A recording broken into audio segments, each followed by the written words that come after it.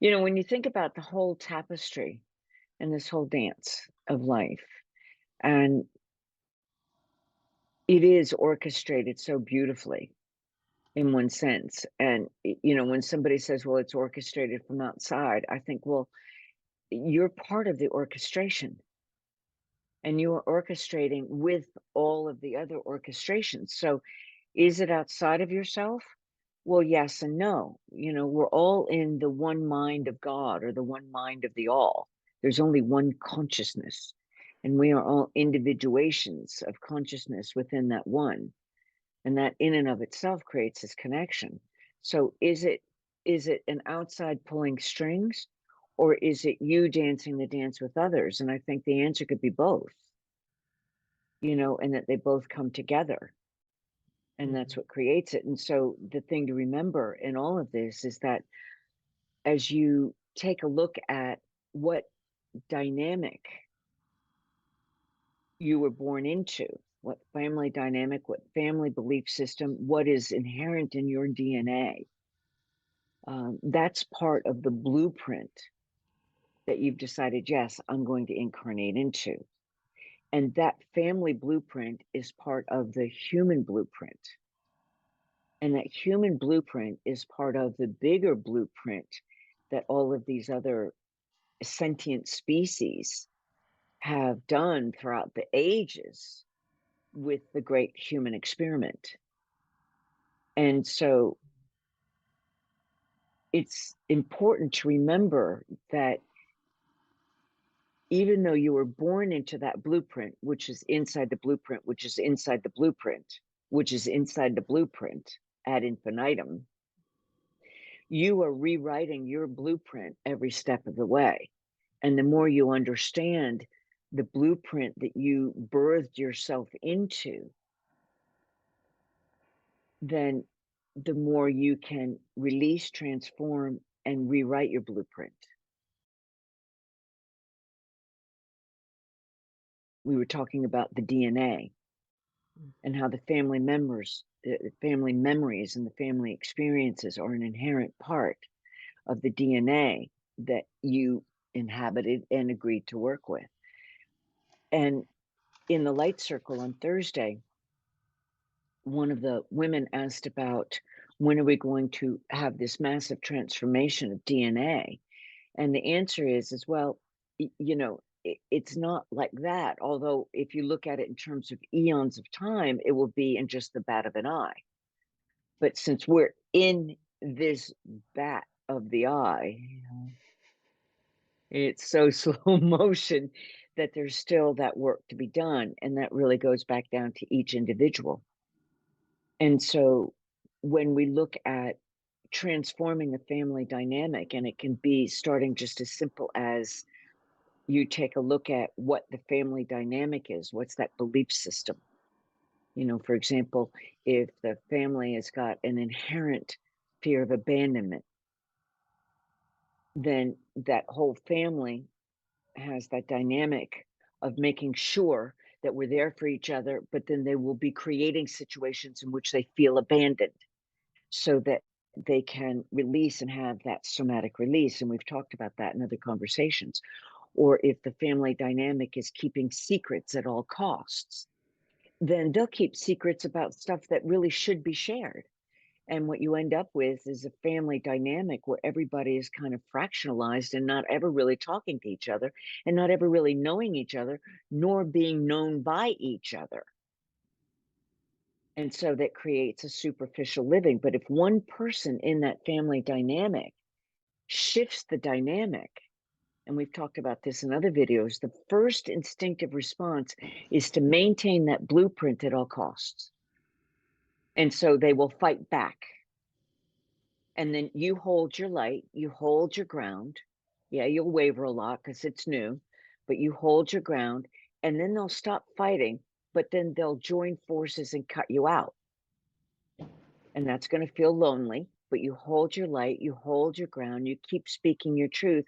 And then eventually that light permeates and it opens up. And then the next dynamic changes and the next dynamic changes. And then slowly that whole family dynamic shifts, changes, and there's a lot more emotional freedom. involved in that and more connection.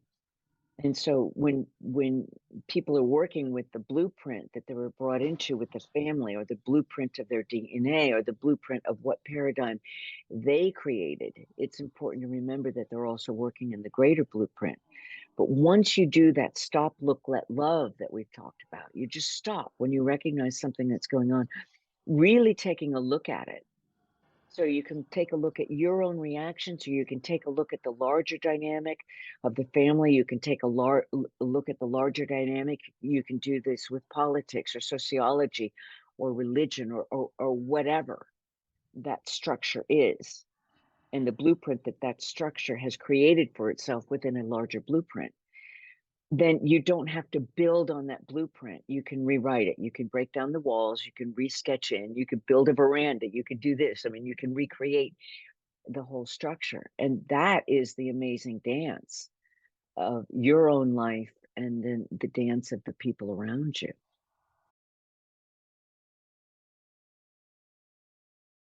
The thing to remember, especially if you don't have access to those memories of before this family unit, i- if you're adopted, or your family is just split everywhere, and or you're in a family that just never really told their story, or you only knew one grandparent's generational story. That's okay, because the thing to remember is that we reside in cosmic consciousness, and I call it divine light. It's equally everywhere present. It's infinite intelligence because it created all things, omniscient wisdom that knows how to manage all things for the highest good of all, and infinite, omnipotent, unconditional love that can. And when we remember that we are cosmic consciousness, pretending that we're not, but if we remember that we are cosmic consciousness, and that we're residing in cosmic consciousness, made up of cosmic consciousness, and then you go to the cellular level, and the electrons are all communicating with all of the electrons everywhere. So everything is information. Divine light is information. And if you use it with unconditional love, that it's information on the waves of unconditional love. So you can look at even your own family, your own personal life dynamic, even if you don't have access to the history. And if you see the history, the further back you can go, then the easier it is to transform. But still, take it back as far as you can in your own life, and then you let the light do the work, and you ask your divine soul, or you ask your body to communicate to you what that history is. And those cells will communicate to you if you have an open mind and heart. And that's the important thing to remember, is that you're never handicapped. It's just the dance floor that you're dancing on might be a different shape and size, or have a different pavement,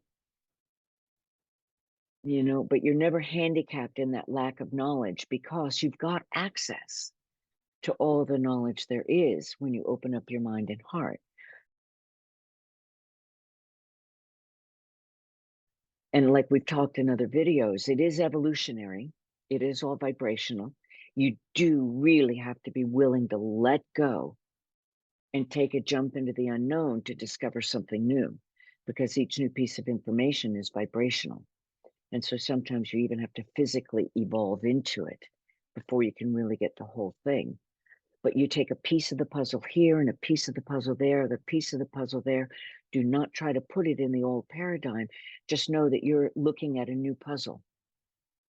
And then the pieces will start together, and you'll get glimpses of what that picture is, and you'll get glimpses of what that picture is, until you get a really complete enough picture that you go, oh, oh, oh, oh.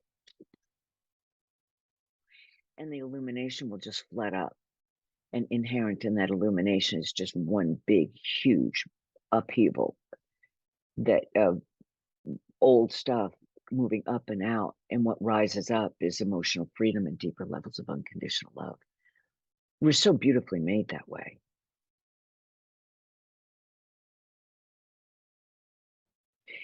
The other aspect of this whole blueprint is your emotional blueprint.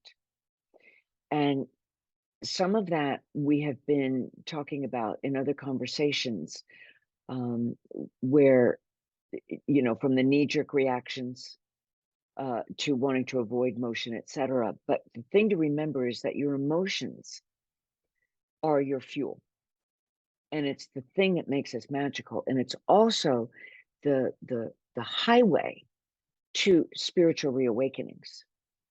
And that's why emotions, whether they're expansive or contractive, and I talk about this in the book, How to Make the Most of Your Earth Experience, with the 14 Principles of Unconditional Love. And I talk about emotions that are either expansive, that's happy, joy, love, um, sharing, caring, all of those, they're expansive. And then the contractive emotions, which is fear, anger, hate.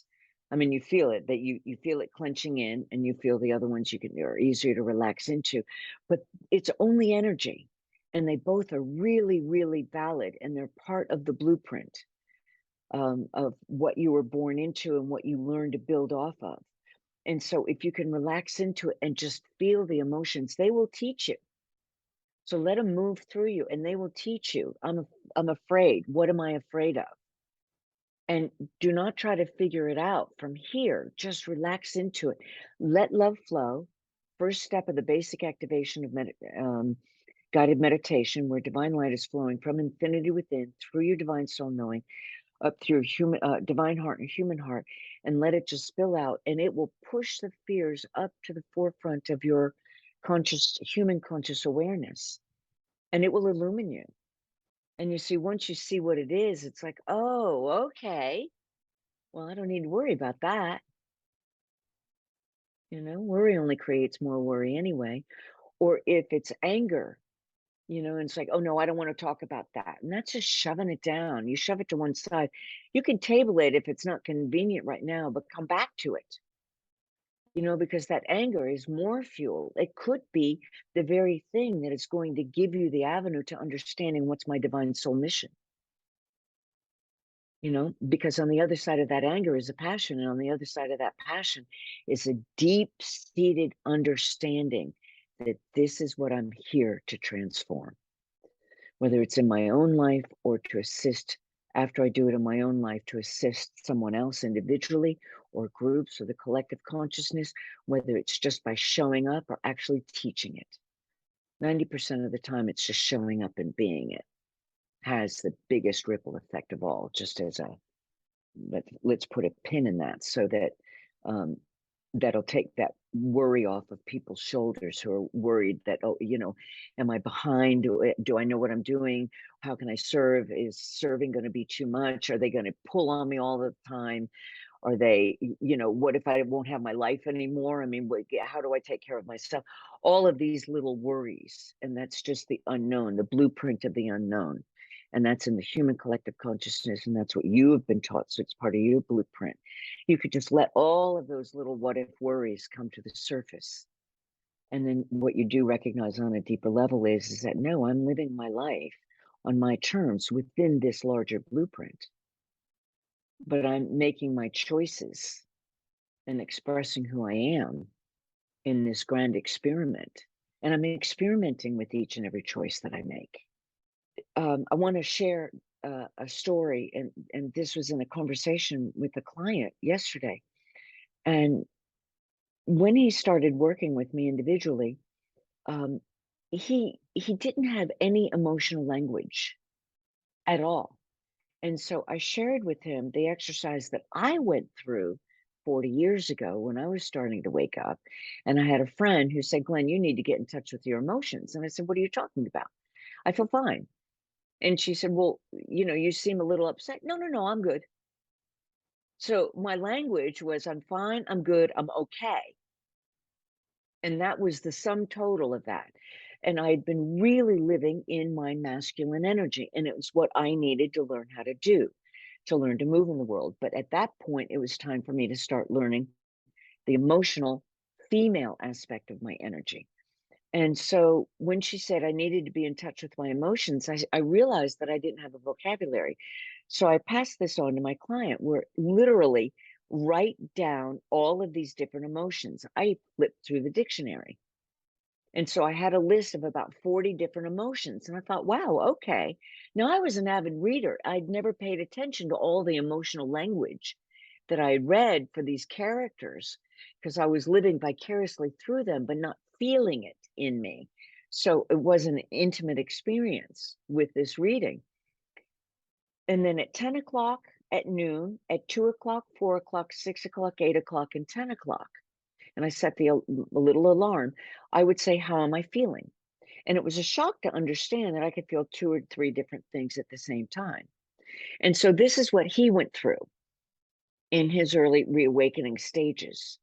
And then yesterday we're having a conversation and he was talking about he had this um, ocean of emotion that he didn't know what to do with. And I love the phrase an ocean of emotion.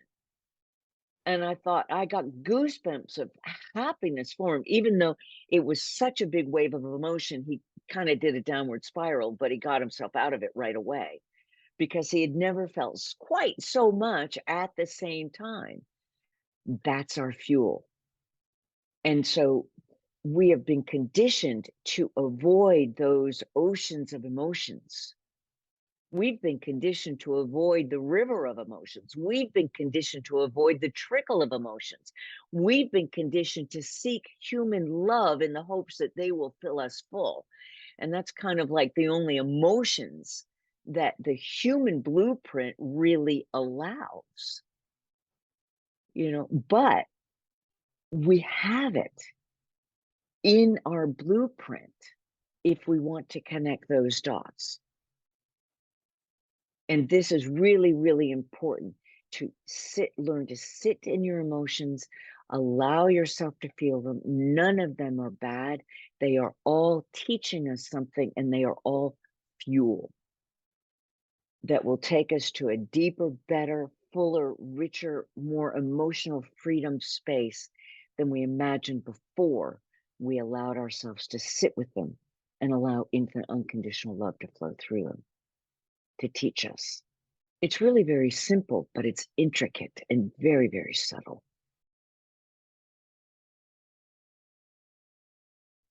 And that's another thing that it's really, really important is that you have been experimenting with the blueprint of your DNA since the day you were born. And you've been experimenting with the blueprint of your DNA within the blueprint of the human consciousness since the day you were born. It's all an experiment. Your life is an experiment. And if you try to box it in and be in control, even that's an experiment. And you'll get to the point where you'll recognize that banging my head against the brick wall until metaphorical blood is running down my face, everything is salty, and I can't see a thing. You'll stop banging your head against the brick wall and say, I think I understand what that experiment's all about. I don't need to do that anymore. But then once you're free of that, then you'll start to see that within your family dynamic. And one of the things that you can also do when you're working, because remember, in this earth experience, we're living in linear time so that we can really grasp what cause and effect is. And that's really important to understand. And we've talked about cause and effect before. Once you grasp the cause and effect, and once you've got your own emotional freedom, you'll start to see that in place around you. And so then that makes your light work where you just are sending light from afar or just being present and sending light and not even talking about it. But your light work becomes more refined because the more emotional freedom you have, then the bigger picture you have. And then ultimately, when you go all the way into your divine soul memories, and that's a never ending process, but where you're not being driven by the human ego intellect and you're not being driven by that, that's when you can start rewriting the actual patterns of your DNA and do that consciously. But the whole time that you've been taking that, where you've been disconnecting the brain synapses that hold one reality and finding new brain synapses to hold this new vibrational information, you've been rewiring yourself every step of the way. But then once you're really in the cosmic consciousness of you, that's when it gets juicy. Because that's when it's not even just a blank piece of paper. The whole thing is just this one big, huge tapestry that you are weaving in and out through. Thank you so much for listening, and thank you so much for being interested in learning on how to live your light more fully and freely with emotional freedoms that you haven't even yet begun to dream of. And that gives you the courage and clarity to live your divine soul purpose. Now, just so that I play well with the algorithms here on YouTube, be sure to like the video. Please leave me a comment, because I do love more two-way conversations, and subscribe if you want to stay in touch with any of the new material that I'm putting out there.